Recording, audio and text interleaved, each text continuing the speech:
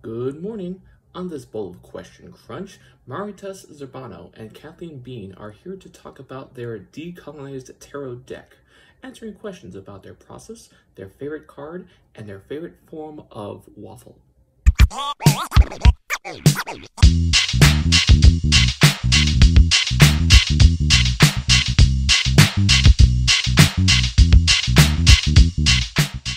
Kathleen, you are the first person to make a repeat on the show, but and I for the longest time, yes, yes, that is congratulations. um, I tried to stay away from doing a repeat, but I you know. are I'm involved sorry. in a, that's okay. No, you're good because this your project that you're working on right now is absolutely amazing and I love everything about it. It's called what was it? Decolonized. I'm just making sure that I get the syllables correctly. Decolonized tarot card, right? Mm-hmm.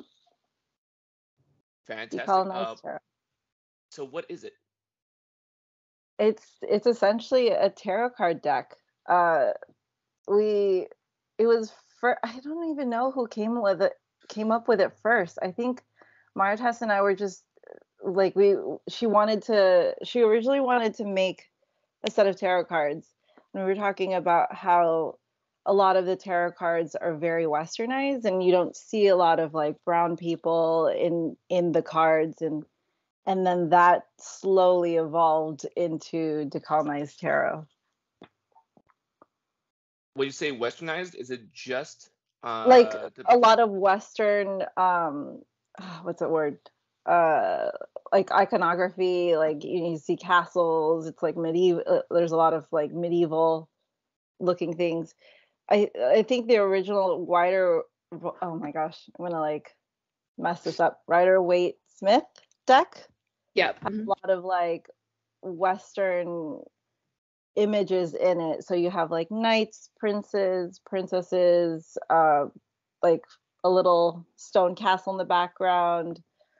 Uh, yeah, so like something out of medieval times, and yeah, like a lot of the other decks, I guess, like I'm not too familiar with a lot of other decks, but like a lot of decks that Martez would see when she'd like try to pick up a new deck or something, they just weren't the ones that she was looking for. Like they didn't have a lot of like a lot of variety of different people. And I think that's where we decided to like start working on this one, is to like have like a deck that's more inclusive, that's for everyone and all types of people. when you say and I think that's absolutely fantastic and that's what Can drew I me can I to comment on that too? Because absolutely. I think like so I'm a former Las Vegas magician, and so I've been doing magic for a long time. So magic in all sorts of ways. So theater magic, and then I've been a professional psychic entertainer for a few decades now, and um so I just love the idea of magic, right? And mythology and storytelling. Um, so I love Lord of the Rings, and the guy who wrote it was saying in an interview, I wanted to make a mythology for England. And so of course everyone loves Lord of the Rings and they love Game of Thrones and they love, medieval this, westernized mythology that. And I thought, wait a second, I want to make a mythology for us, for Filipino Americans, god damn it. Why not?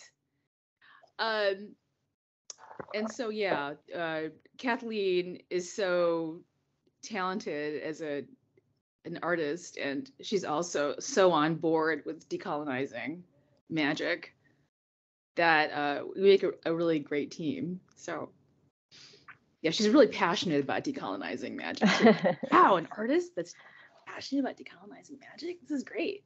I mean, I hear a lot of stories that like, because Martez is a Las Vegas magician, she would tell me stories about like the just that industry, and I'm like, dang, I loved magic as a kid. My parents would always take us to Vegas and always wanted to see the magic shows, and I saw like one or two, and you grow up thinking like, oh, this is so cool. And they're like floating and stuff, and Maritess is literally on the other side, like this is what really happened, and I'm like, oh my God, this is terrible.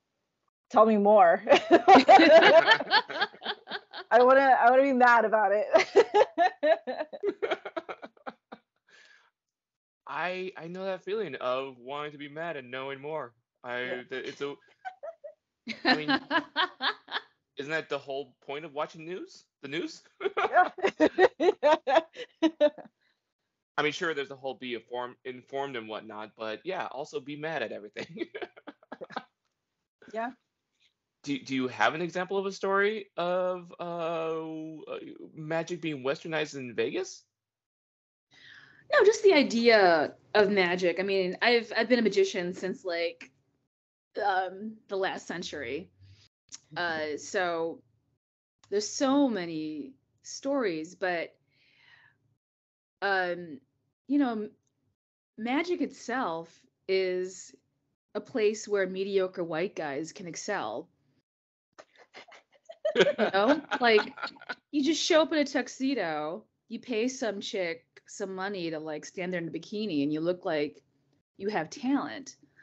But really, it is the temple of white male mediocrity, of just kind of faking it. And so I walk in there because I fucking love magic. I love like card tricks. I love how shit gets made, got done. The original sciences and religions are, based in magic. So I thought it was cool. And when I started in magic in Chicago, all the guys were cool to me. And so I could hang out with all these people, no strings attached.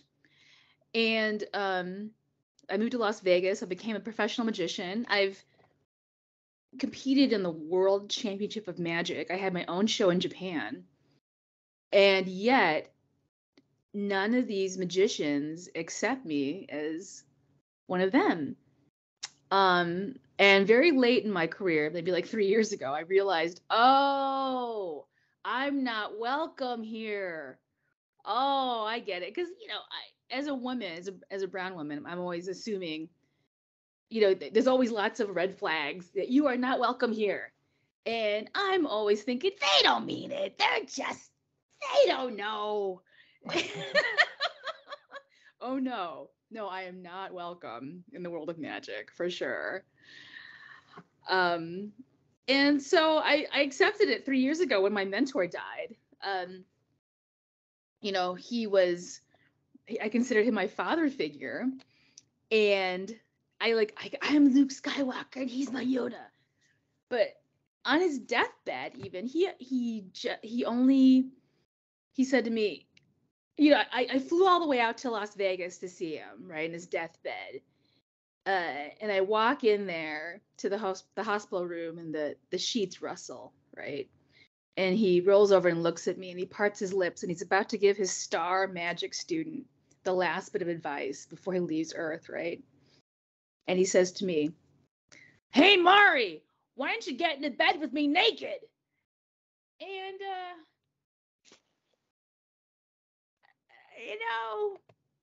he never said that to any of the guy magicians, standing around him.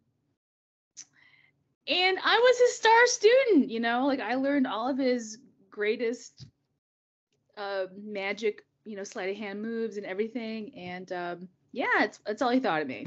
So I get it. Message received. So that's fucked up. Yeah. I know we mentioned that we can swear on the show, but you had not. I was waiting for you to cuss at all, but then that story comes up, and I'm like, I can't not say it's fucked up.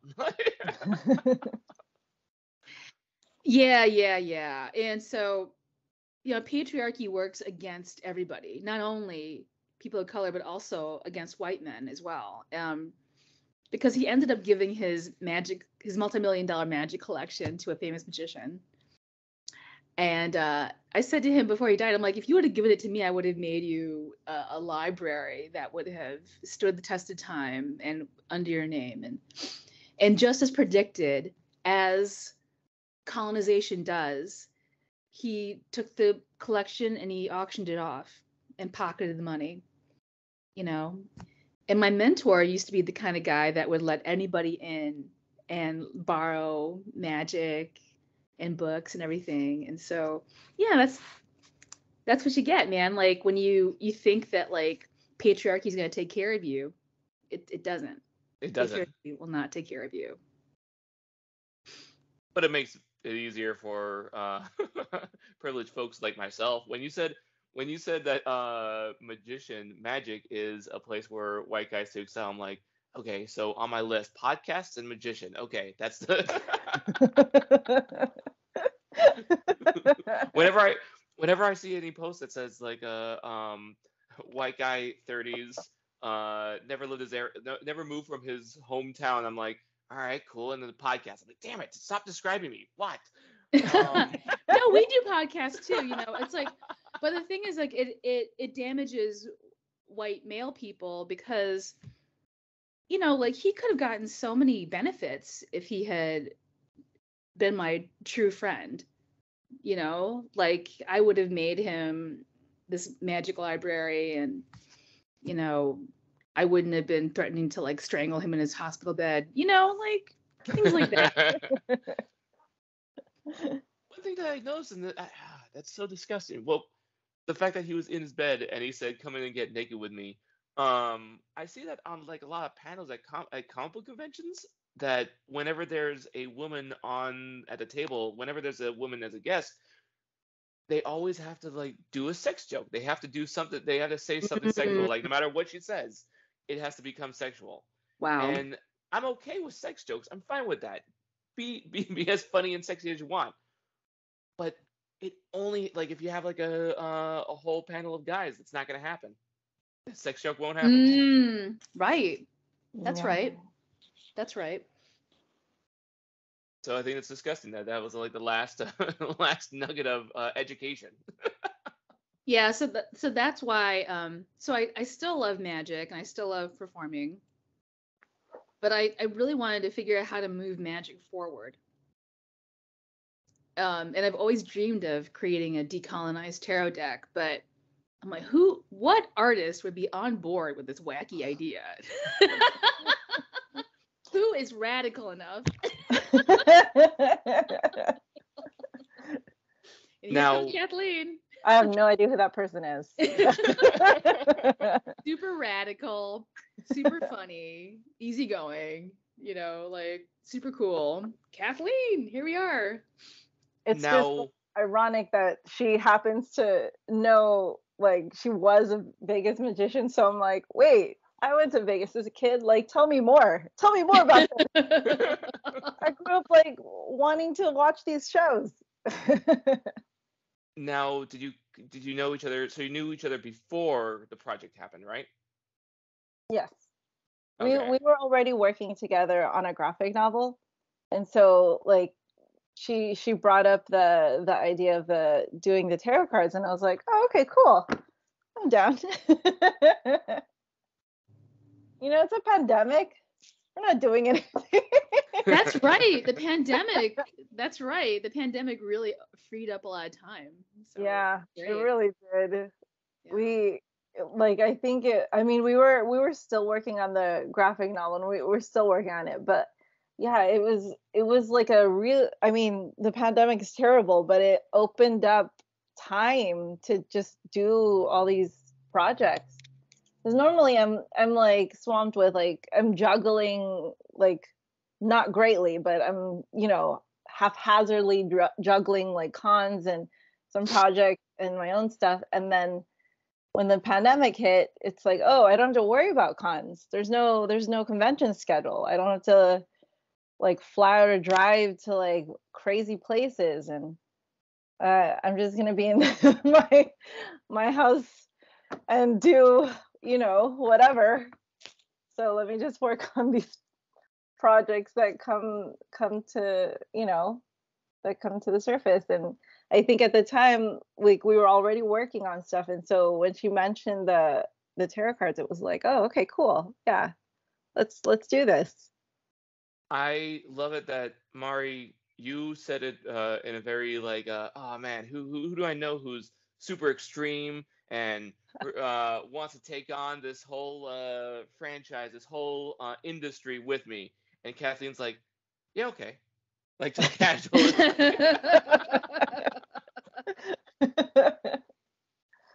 Sure, why not? There's a pandemic going on. Let's take on the patriarchy. Let's take on. Because it's a really radical project. I mean, like Yeah. even the idea of me saying the words white male supremacy and decolonization, like there was a lot of we were talking about that for a long time. You know, should we say white male supremacy, you know, battling colonization? And you know, very few people are willing to say those words.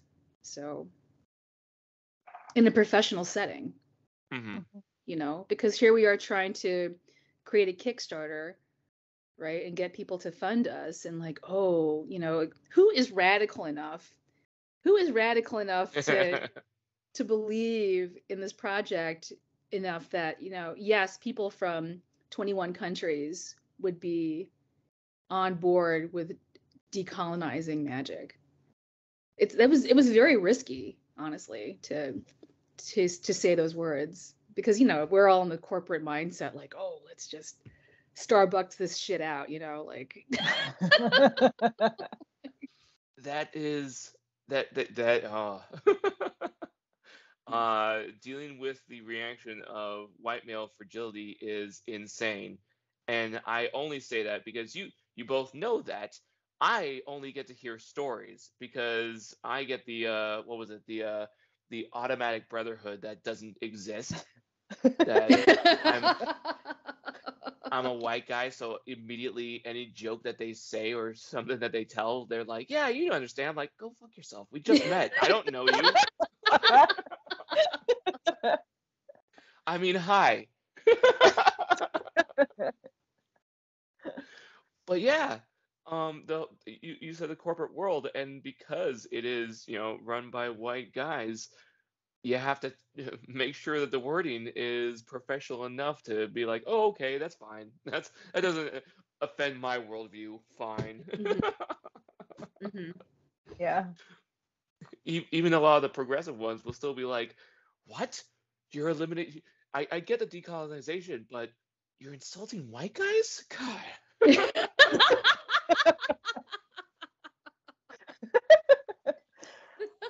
That's true.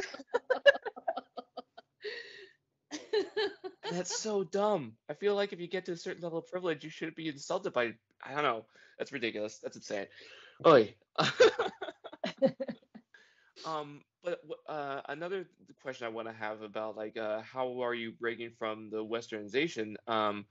Are you sticking to like are you making an exact parody of the cards, like being like, okay, here's this, so here's my version of it, or are you also giving it a non-Western twist on some of the elements of the card besides just the appearance? Um, yes, to the second one. I mean, Okay, there's I asked a so lot. yeah. Well, so there's some elements that so since like I don't know a lot about tarot cards. I mean, I know there's like the major arcana. There's like Empress. There's Wheel of Fortune. There's the what's it called? The Tower and everything. But then it gets into you get into the suits and you know the like Nine of Cups, and I'm like, oh, what is that? And so with like where Maritess comes in is she'll tell me like elements that I should keep, and then like give me ideas of like, okay, well, maybe instead of doing it this way, we could do it this way, and then I run with that. And so like whatever elements I need to keep in, I'll keep in. Like, oh, there needs to be a figure here. We should have like water, like some kind of water element. The sky needs to be, you know, open. It should be like an open landscape. and I think when she, one of the reasons why she wanted to use me as the artist is she really likes my backgrounds, and she wanted to put that into the cards. And so like we'll do that, and then whereas when it comes to like the characters and what each of the cards have, like I'll like put in elements of like Filipino like mythology.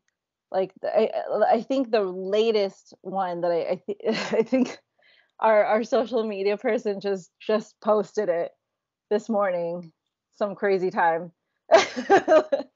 It's I think it's the prince or Social media the folks don't sleep. yeah, yeah. I think it's like the Knight of Wands, and so this one is on a dragon, and the dragon has like a ball in its mouth. So it's supposed to represent this Filipino dragon that eats the moon. And that like it's technically supposed to be a knight on a horse, but that's like you don't really need to put a horse. Like having a dragon would suffice too. As long as it's like a soldier-ish figure riding into battle, I guess. But yeah, so that's like normally it would be like a knight on a horse, like, and the horse is like on its hind legs. But yeah, in this case it's a figure on a dragon. The dragon is like looks like it's not on its hind legs, but it's ready to like charge. Oh, sorry. The reason why it was important to give Kathleen, full reign to change all the iconography if she wanted to, is because I'm really tired of the franchise of the Rider-Waite-Smith deck. it's just a rehash over and over and over again. I mean, why are we doing that? Because they told us to? Like it's a horse because they said so? Why is it a fucking horse? And so, and Kathleen's talent is so vast. I'm like, girl, just do whatever you want to, man. Just make it up. And it's legit because I do have the cred to back up the technique of tarot card reading and fortune telling. So it's and I've just seen so many tarot cards created. They're just crap, like they'll have the 9 of Wands and they'll have 9 wands. Like, why did I buy this deck? It's just, and if you look at Kathleen's art, it's incredible. It's atmospheric, it's original. And that's what I figure is that, because I also came from an art school background. And I figure if you're going to create something, make it original. Why would you? Yeah. As a fan of Kathleen's work, she's definitely someone. While you're here, I'm going to talk about you. You're someone that I would easily trust to add whatever you want to it, because I know a lot of commissions, someone will be like, "Oh, could you add this? Could you add that?" And they'll add it at the end, and I'm like, "No, if you pay Kathleen to do something, she's gonna do something absolutely amazing. Just trust the artist." That's right. Trust the artist. I'm glad that you mentioned Kathleen's your backgrounds and the nature involved in the cards, because that is one of my favorite things about your artwork. And so seeing that coming into the card and seeing the border along the card and seeing the background still extend beyond the border is beautiful. Such a nice touch. Thank you. It like we did a mock-up of those cards, and yeah, I think there was an option to have the like white border like they usually have, and I don't know, like bleed to the end of the page. I don't want no white border. It's fine. Like let the color spread to the edge. It's fine. And I think a lot of times making a tarot deck, I don't know. I don't know. And whenever we talk about tarot, and I've interviewed people about tarot a lot on the. I think this is their third time talking about tarot. I still don't know anything about the cards, and what always makes me amazed about taking on such an endeavor of making a new tarot deck is that every card has its symbolism. And so you do have to, when you said that it doesn't have to be a horse, it could be a dragon. Exactly. And you said that the cards were boring because if a nine of wands, it's just nine wands. It's like, that's boring. That's not, I'm not taking it, I don't want to take it on a literal sense. It doesn't have to be so literal. Each card has to have like certain levels. Like when you said it had to be an open space. Exactly. That's the important part, not the literal terminology of the name of the card. And I applaud you both for taking on such a task. Yeah, it's a lot of cards. I mean, we originally did a few, and then I was like, okay, how many are there left? Oh, wait, we did 22. Okay, 56. Okay. And it's like when we were doing this as a Kickstarter, and I think we would do like Instagram lives or stuff about it, and I would talk to and when I started doing conventions and people would come up and you're like, oh yeah, like I backed your Kickstarter. It's really great because people that are fans of my artwork, I haven't put out an art book yet. I have so many. I mean, like my mother-in-law was literally like, oh, you should make a book, and I'm like, yeah, I know. Yeah, That's she's an right. undertaking of She's like right. massive proportions. It's massive. So, while I'm going to be working on that for a while, here's 78 drawings that are, card size. They might not be in a book. Well, actually they are going to be in a book. They're gonna be Yeah. yeah. They're going to be in a tarot card book, it's illustrated. So, there's that. So yeah, it's like, okay, if you do like my artwork, at least you'll have like 78 cards or 78 images that are all cohesive and yeah, and then they come in a book too, and they're like handheld, you could like flip through them. But I figure like that would be like, at least when we sell this project or sell this as like a, after the Kickstarter, after we send out all the stuff, I could tell people that like, hey, I don't have an art book, but I have this. Yeah, go get that. While I work on my other art book. Are you gonna have anyone be like, I would prefer an art book because magic is evil. I probably might have those people, but then I'll be like, okay, wait 5 years. I'm just thinking of all the silly questions and silly comments that artists get at cons. I haven't gotten that yet, but like, and I don't know, like that's true. Because I think most of the people that buy my artwork, they're like, oh, your artwork's magical, I love it, and I'm like, cool. So if they didn't like it, if they didn't like magic, they're like, oh, walk by. Or maybe they just see the cats and they're like, oh, I like cats. Okay, I'll buy this. I'm waiting for the dog person to walk by us and be like, cats are evil. Sorry. Like, That happened. That happened. you got the anti-cat, but not the anti-magic? That's Yeah, I got that. Like, someone was like, oh, there's too many cats. And then someone was like, oh, there's no dogs? Cats. Like, walk by. And I'm like, oh, I have a dog picture. It's right there. Which card of the deck is your favorite, both of you? You can go first, Maritess. I can never decide. I love Kathleen's rendition of Temperance because it's. Do you have it handy, Kathleen? I hold on, let me see. I thought I So had one. it's glorious and beautiful. It's this woman in this big I don't know if it's a hula skirt, but it's a grass skirt. And she's and hair like I used to have. I'm going through cancer treatment, so this is a wig. But yeah, it's just glorious. No, it's gonna totally blur. Oh. That's okay. No. There we go. Yeah, that is beautiful.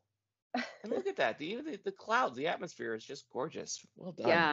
Damn. Thank you. Yeah, she makes Temperance look like a joyful, beneficial gesture. So yeah, it's great. It's great. It's really nice to see myself in a card image too. Like, oh, look at that. I think you should just buy that grass skirt. Yeah. It's half grass skirt, half like fringy. Like, I was feeling the fringe that day. So I think you should just buy it. Yeah. I don't know. I guess I like the High Priestess. Like, she's probably one of my favorites. I mean, I'm too biased. I'm too close to this. Can you show them the card? Yeah. So I just like this blur is like crazy. That's okay. Can you turn the blur off?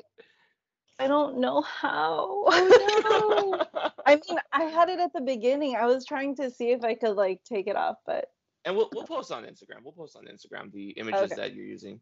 But it looks great. Those shapes and colors look beautiful. Thank you. Yeah, like like that's probably one of my favorites. I like the first card too, the universe. The ones that Maritess say are the most dramatic cards are probably, like, as an artist, it's fun to draw those. Like there's a couple of swords cards. Like, I didn't even get into the swords yet, but then she was describing them and I'm like, oh, someone's dead? Okay, hold on. Let me like switch from wands and draw these swords sticking out of someone's back. I'm glad you brought that up, because as I was scrolling, I saw one card where the person is being attacked by the swords, and I was like, oh no, and then they're dead, and I'm like, oh. The swords won. Those are all Filipino tribal swords, by the way. Oh, they were well done. super fun to draw. And I think that was one of the questions I asked her in the beginning. I was like, oh, do they have to look the same? And then she's like, it's fine. Like, do whatever. And I'm like, okay, different swords it is.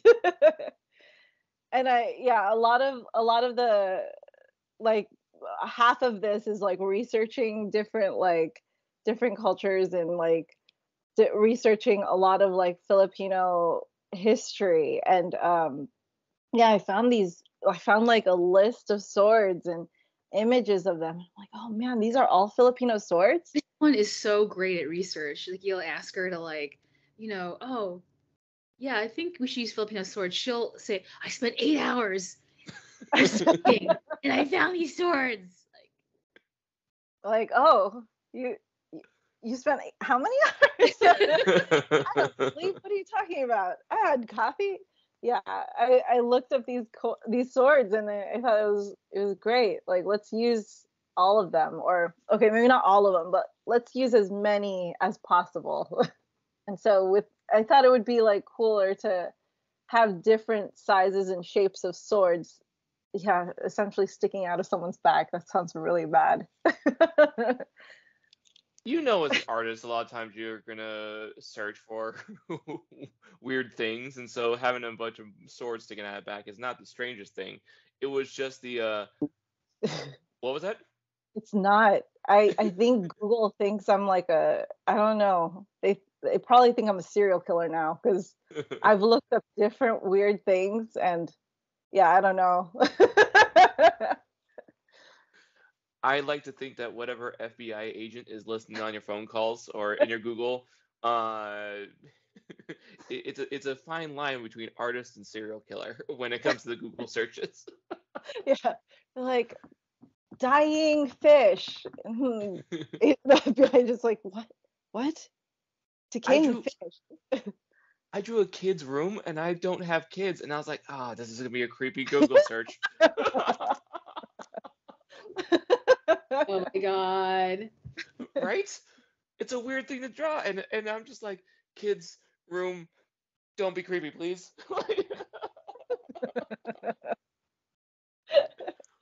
Or Like I went, positions, like yeah. postures. Oh man, it's terrible.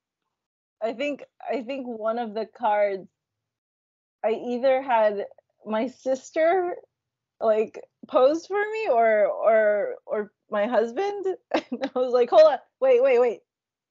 Do that with your hand. Yeah, that was one of the things when we got to that, I was like, okay, I'm sorry. You're like immediately my model. Like that's the last time I'm gonna say sorry. Just stop. I'm gonna draw you. And then study 8 hours of swords. Yeah, yeah, exactly.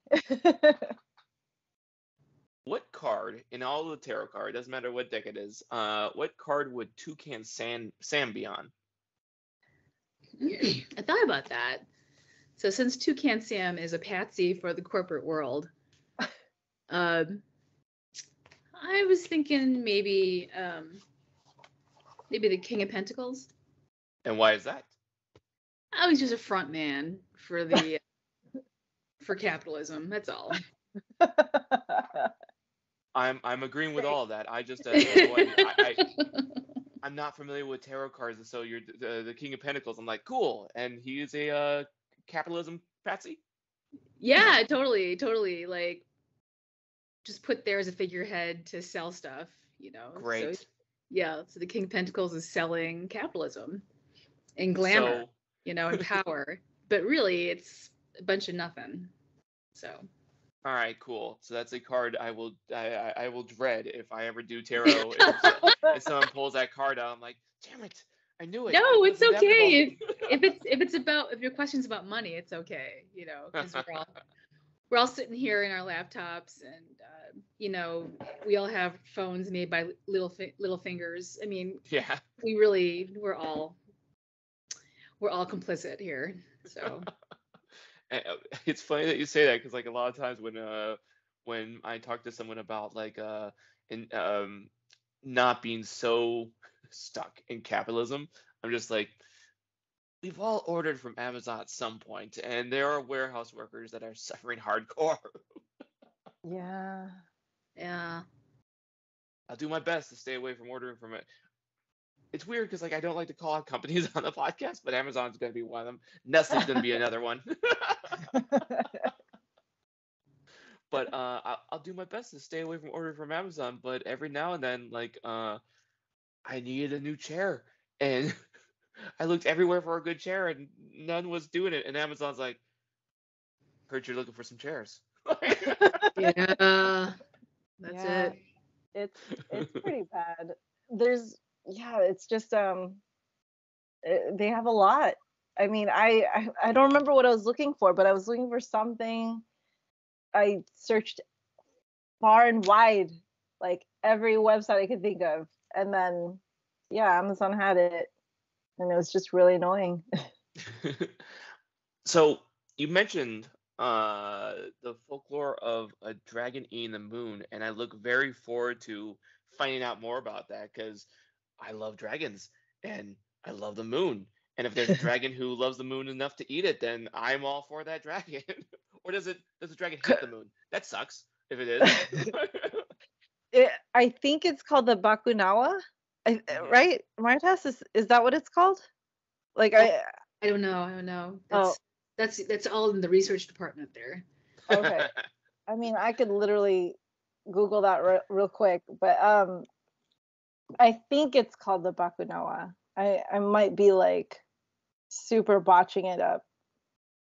Well, the reason why I bring that up, and like, I would love to see a movie of this dragon. That's awesome. If you were to make a movie out of one of your cards, It is the uh, best. awesome. What card would you pick, and who would you cast as main character? Oh man. Oh man, I really like the High Priestess. I like the Hierophant. The Hierophant is the female pope.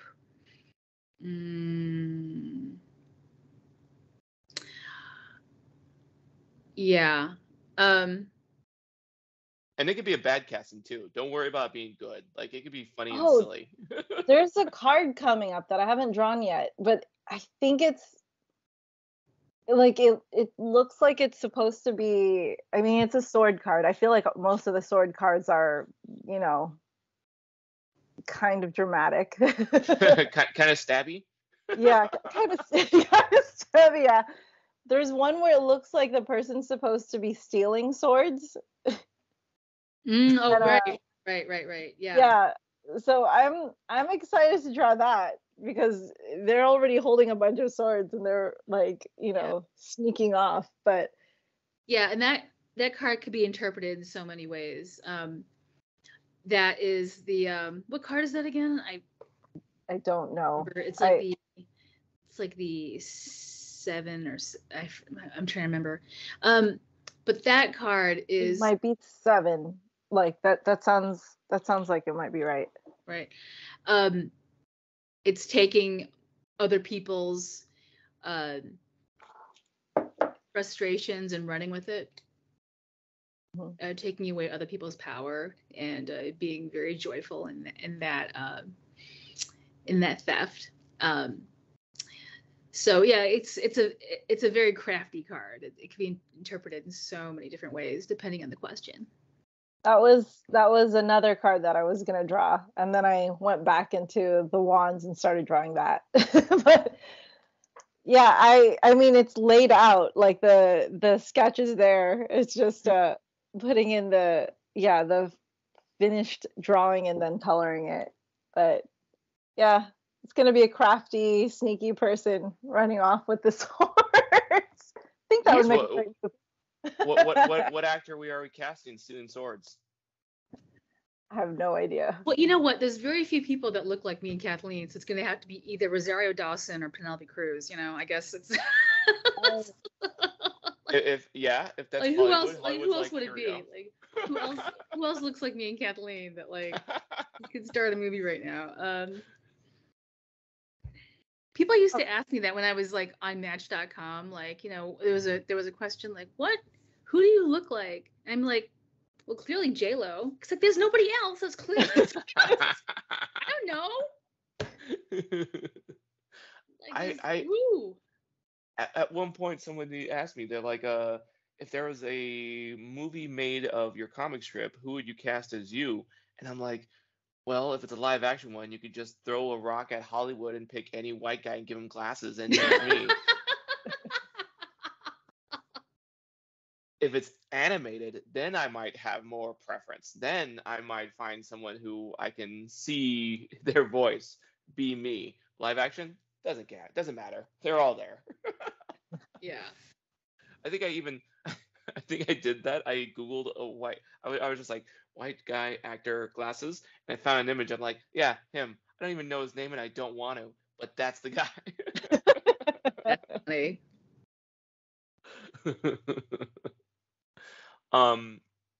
When this episode goes out, it will be International Waffle Day. What is your favorite form of waffle? And when I came up with this question, I was like, oh, how do I ask this question? Because I was thinking of all the times I like waffles because this is my favorite breakfast.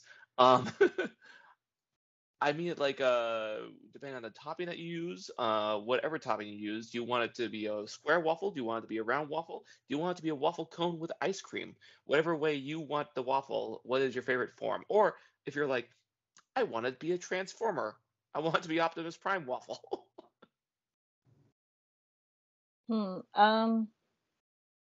I mean, there's this dessert called a taiyaki. It's not necessarily a waffle, but it's like, I mean, it's pancake batter that it's shaped into a fish, That'll and it work. feels like a waffle, so it's like a mix between the two. So I'll go I with a think that's taiyaki, a I think that's Nutella fully taiyaki. acceptable. Oh, that's a great answer. Wow. So classy.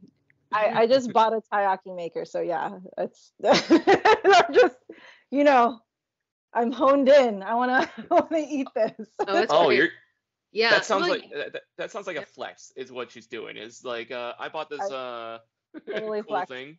I that's don't know if it'll cool. come out, but It sounds delicious. Wow. I would get the bubble waffle. They have oh, like those are freaking delicious. Yeah. Bubble Now, waffles. You had one, Jimmy? okay, all right. I want you to explain what a bubble waffle is because I think there's a coffee shop. There's a coffee shop that I think has it. That's down the street from me. So I Yeah. might have to pick one You gotta up. like And I run after this and get that. Yeah, because if you love waffles. So I'm gonna flex because the first time I had a bubble waffle was when I was visiting my cousins in Hong Kong, and we were walking up the dang. peak, and she bought me a bubble waffle, and so we were hiking up the peak with a coffee and bubble waffle. It was so good. It's just a waffle with, you know how like you have the nooks and crannies are inside like waffles like this, so bubbles are like big bubbles on top. Yeah. And so I think that's what makes it delicious is the airiness of it, because when I think of a waffle, I think a mouthful of carbs, which is not.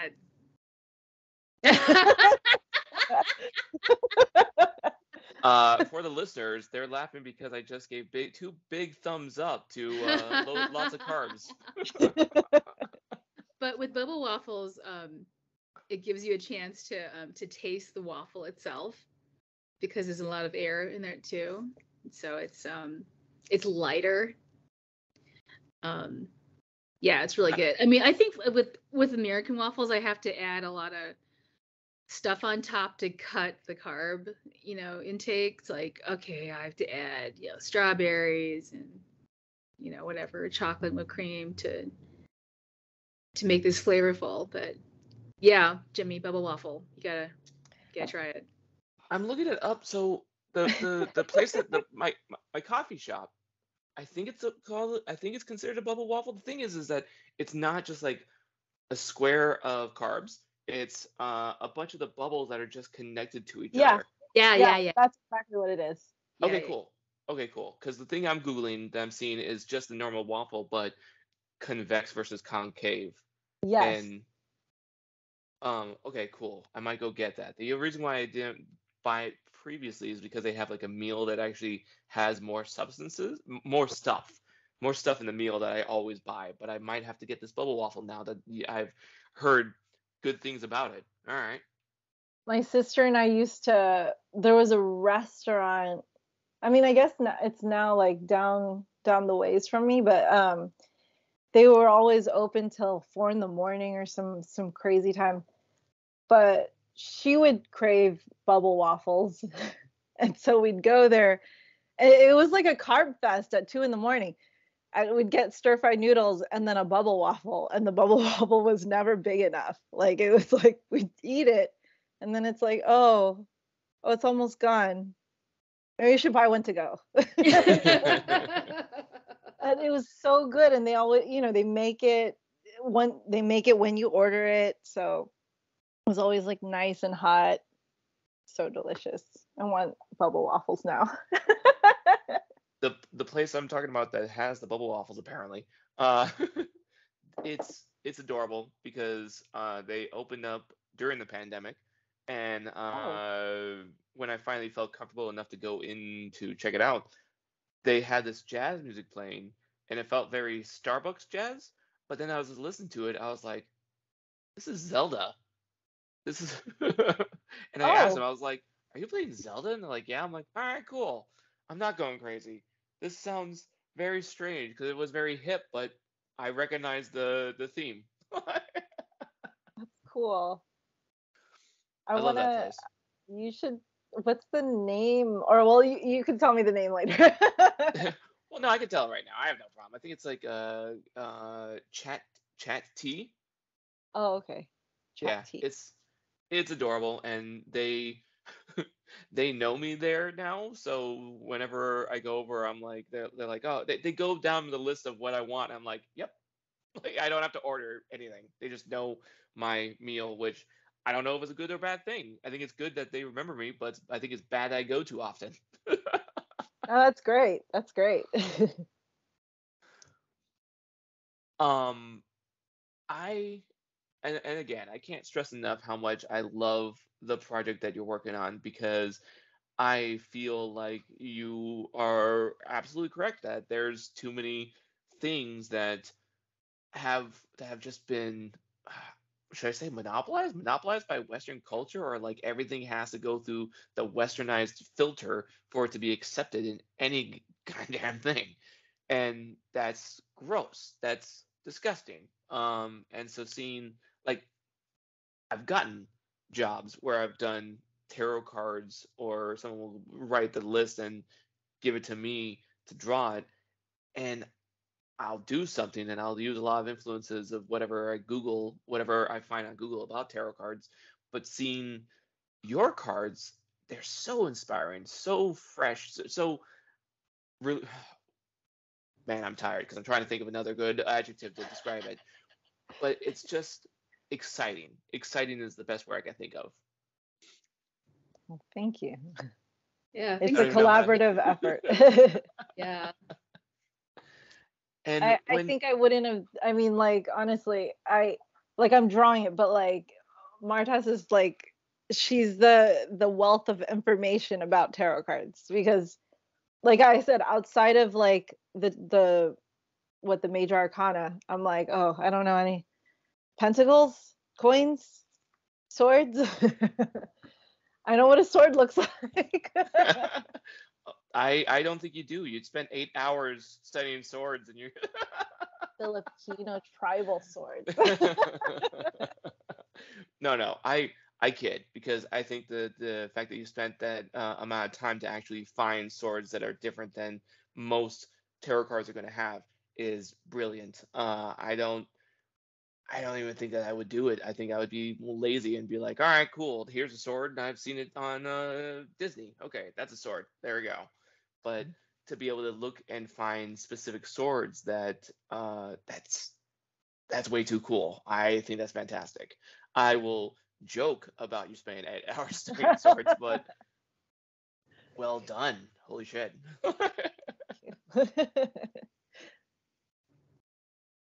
And I wondered that too because I remember seeing the blades, seeing the different blades, and wondering because I don't know anything about swords, but there will be like people who do know the swords and recognize those swords as what they are, versus me, and it's like, oh, those are pointy things. the the weird one, well, since you mentioned like the different shapes of the swords, there's one Hmm. that's like a wavy blade, or it's like it's curved a little bit. So when I drew the person where they were dead, like they got attacked, killed by the swords. And this is like a weird thought. I was drawing it and I'm like, so when this wavy sword goes through someone, is it like I don't I don't understand. Yeah, I'm sorry. I'm sorry. Like, it's literally like my brain went there while I was drawing and I'm like, Oh. maybe it'll just, not like the end tip is yeah, I don't know. I'm sorry. It's just like it's too early, but there's no gory details in that card. Just FYI, but that went in my mind when I was drawing it. I was like, am I drawing it correctly? I'm not gonna look this up. I'm just gonna, if someone says that's wrong, it's fine. You can tell me how the physics of that is later. On another episode, well, actually, on the next episode, weird, time travel's weird, but on the next episode, I actually talk about having to Google stabbing, like having to, because like I don't know about certain swords and knives. Oh. Yeah, and Yeah. you're right. If I saw the wavy sword, I'd have to figure out how that looks because, like, is the stabber doing this as they're stabbing to make sure it gets in, or Yeah, yeah, I see. It's terrible. It's terrible. But this is like the thing. I mean, thankfully, this is a static image. It's not a continue. It's not sequential. There isn't like a, oh, this is what happens when you pull the sword out. Like, no, it's just I there, and then it's done. I once drew a mermaid farting, and I Googled fish farting and shark farting just so I can get some element of realism in this drawing. And I was like, this is weird. This is a weird job. Yeah, it's, you know, the FBI agents that are looking into our Google searches, they're cracking up. One minute he's one minute he's looking up kids' bedrooms, next minute he's looking up shark farts. What is going on in this person's head? I should I should insert some ads for therapy. He needs it. That's true. Um so one thing I was really curious about is the step by step of making the cards. Because there are a bunch of elements of the cards that are not literal at all. When you write a card, do you like write down a list of all the stuff that has to be hit, or describe the card, or describe the emotion that the card is supposed to invoke? Well, since there's an accompanying book with this, so I wrote And you the can be book. vague. You can be vague so that all the information's in the book, but Yeah, no. So like all the information's in the book, and so what we did in the beginning was Kathleen and I would have a meeting, and then she said, "Okay, what is the Two of Wands about?" And then I would, say to her, "Well, this is this, and this is this, and But because there's so many cards, and she works at such a fast pace, she was able to just look at the book that I wrote and make references from that. Yeah, and we've talked so much, and we have an Instagram live every Thursday, and she's seen me read tarot cards so many times that she's becoming an expert in tarot cards itself, because she's drawing them all and she thinks about them. So yeah. It's interesting because the last couple of Instagram lives we've done, she pulled out a lot of like cups cards, and so now I'm like, I haven't gotten to that yet, but in my brain, because of just the readings, I'm like, okay, so the cups are sex or very sexual, like, or so, health or health, yeah. So no, they're just about sex. I'm sorry. They're just about sex. that's what she retained in her mind. She's like, sex. birth, like, health. Like, oh, this sex. Okay, got it. But yeah, so I'm curious. Like, I haven't gotten to that part yet because I'm still on the swords. But yeah, it'll be interesting when I start reading the descriptions. I'll be like, oh, okay, never mind. Just there's more to it than this.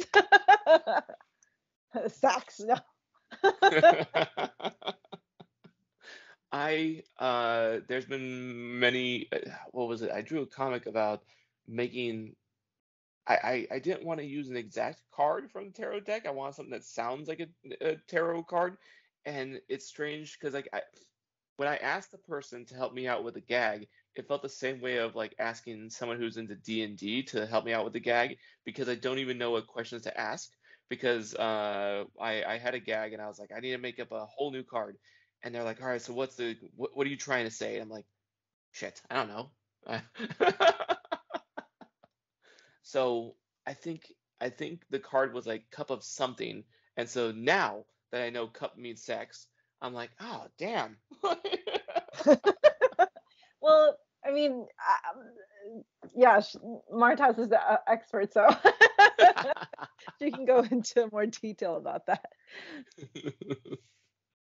But that's also why we have like our meetings. Like, and I mean, now that she's going through treatments, it's a little harder to like schedule stuff. But like, if I needed to like go into more detail, like she's like ready to like explain the cards in depth, which is really great. It's like she's an encyclopedia. I'm just like texting like, Maritess encyclopedia, tell me about the cards. What is the King of Pentacles? Oh man. Yeah, it's really great collaborating with Cathleen, because she's such a laid back, cool, funny person. So, you know, yeah, so it's she's like a dream collaborator, because she's just so enthusiastic and smart and researches shit, and she really cares about the outcome of this deck. What words of wisdom would you give to anyone who wants to take on the patriarchy, wants to take on what was it you said, white male supremacy? Because I know that you said not in the corporate world, you don't want to use that terminology, but in this podcast, use that terminology. Like, I have no problem with that. You know, so I was talking with another female magician, and I said to her what my editor was saying to me. I'm working on a memoir, and so my editor was saying, well, you know, you've been through all these trials and tribulations. You know, maybe this is just what it is to be a pioneer, you know. And my friend, who's a female magician, she's researching a book on female magicians now. She said, "Oh no, we're not pioneers. Women have been female magicians. It's documented since the 1700s. Women had their own gigantic magic shows, and you know, there's this one woman, I forgot her name because it's been erased, you know, but she had 200 news articles written on her. There have been women in the past, but the white male patriarchy and colonization, you know, that just stamps out the memories of legacy. And that's what keeps us separated. You know, we all think we're pioneers. You know, we have to remember our forebearers. It's very important, because we don't want to keep suffering like this. We can't keep thinking that we're the pioneers. Like, no, you gotta research and see who's come before you, and point to them and say, there's precedent to this, you know, so back off in your critique of me, you know. Which is a very depressing thought.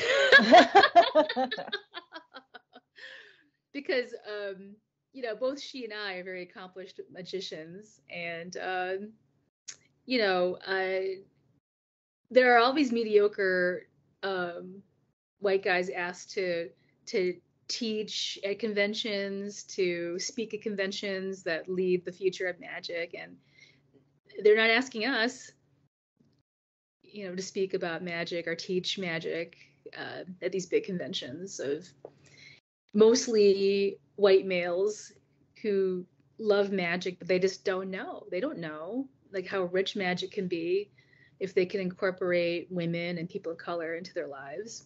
They're missing out, honestly. And so that's why patriarchy and white supremacy works against white men too. You know, it's just everybody's missing out on a world of color and information.